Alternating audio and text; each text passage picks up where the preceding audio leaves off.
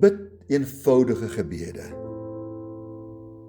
Jesus het vir ons voorbeelde gegee van eenvoudige gebed. Hy het gesê dat dit soos 'n man is wat aan 'n deur klop en vra, vriend, gee my 3 brode. So eenvoudig soos dit.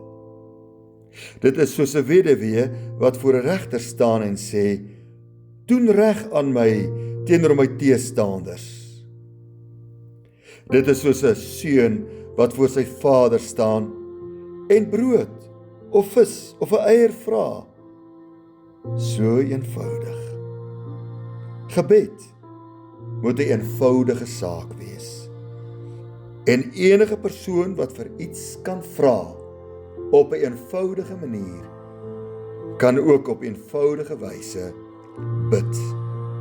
Die tollenaar het in die tempel gesê, o God, wees my arme sondaar genadig. En hy het regverdig huis toe gegaan, gered.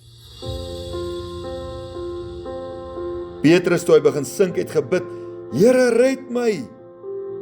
En die Here het hom aan sy hand gegryp en hom uit gevaar gered. Die kwaaddoener aan die kruis het gebid vir sy siel en het gesê, dink aan my Here. En die Here red daardie dag sy siel en neem hom paradys toe. Gebed is nie 'n luukse toerbus om mooi natuurtonele mee te gaan besigtig nie. Nee, gebed is 'n eenvoudige vragmotor wat reguit ry na die stoorkamers toe en dit vollaai en die goedere aanry huis toe. Jy kan God nie beïndruk nie. Al wat hom beïndruk is geloof. Daarom bid opreg. Bid met jou hart, uit jou hele hart. Maar bid eenvoudige gebede. Kom ons bid saam.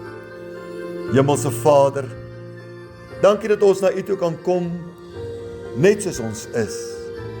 En Here, dat ons op 'n eenvoudige manier met die almagtige God kan praat. En dat U verby die eenvoudige woorde kyk en let op die geloof en die erns en die detail van ons hart, Here. U kyk verby die woorde, Here.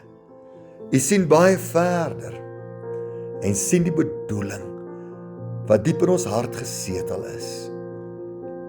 Dankie dat ons nie hoef te probeer presteer om sogenaamd mooi of diep te bid nie, maar ons net eenvoudig uit ons hart kan praat met U. Dankie daarvoor, Here, in Jesus naam.